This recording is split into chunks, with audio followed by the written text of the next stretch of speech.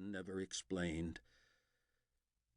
"No name but Columbine," she whispered sadly, and now she understood a strange longing of her heart. Scarcely an hour back, as she ran down the wide porch of White Slides ranch house, she had encountered the man who had taken care of her all her life.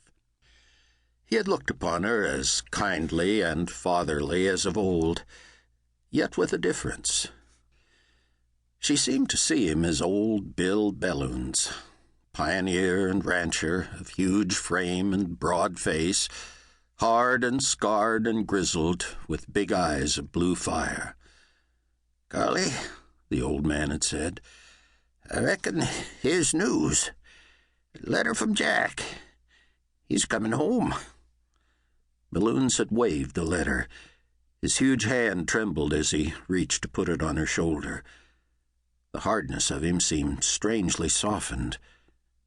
Jack was his son.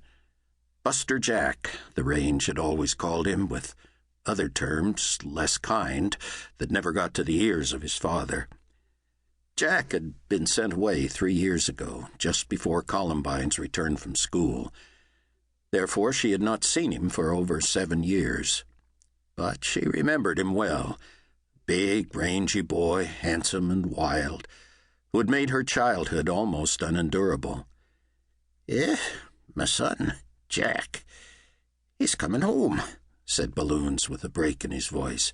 "And, Carly, now I must tell you something." "Yes, Dad," she had replied with strong clasp of the heavy hand on her shoulder. "That's just it, lass. I ain't your dad.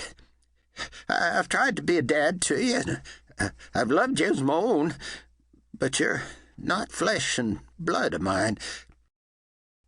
And now I must tell you." The brief story followed. 17 years ago, miners working a claim of Balloons in the mountains above Middle Park had found a child asleep in the columbines along the trail. Near that point, Indians, probably Arapahoes coming across the mountains to attack the Utes, had captured or killed the occupants of a prairie schooner. There was no other clue. The miners took the child to their camp, fed and cared for it, and, after the manner of their kind, named it Columbine. Then they brought it to Balloons. "Carly," said the old rancher, "it needn't never been told. It wouldn't but for one reason. I'm getting old. I reckon I'd never split my property between you and Jack, so I mean you and him to marry. You always steadied, Jack. With a wife like you, you'll be, well, maybe Jack'll—" "Dad," burst out Columbine, "marry Jack? Why, I don't even remember him." laughed Balloons. "Well, you doggone soon will. Jack's in Kremlin, and he'll be here tonight or tomorrow." But I don't love him," faltered Columbine. The old man lost his mirth. The strong-lined face resumed its hard cast. The big eyes smoldered. Her appealing objection had wounded him. She was reminded of how sensitive the old man had always been to any reflection cast upon his son. "Well, that's unlucky," he replied gruffly. "Maybe he'll change. I reckon no girl could help a boy much, unless she cared for him. Anyway, you and Jack will marry." He had stalked away, and Columbine had ridden her Mustang far up the valley slope where she could be alone.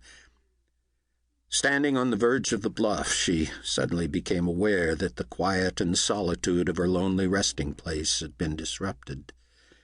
Cattle were bawling below her and along the slope of old White Slides, and on the grassy uplands above. She had forgotten that the cattle were being driven down into the lowlands for the fall roundup. The great red and white spotted herd was milling in the park just beneath her. Calves and yearlings were making the dust fly along the mountain slope. Wild old steers were crashing in the sage, holding level, unwilling.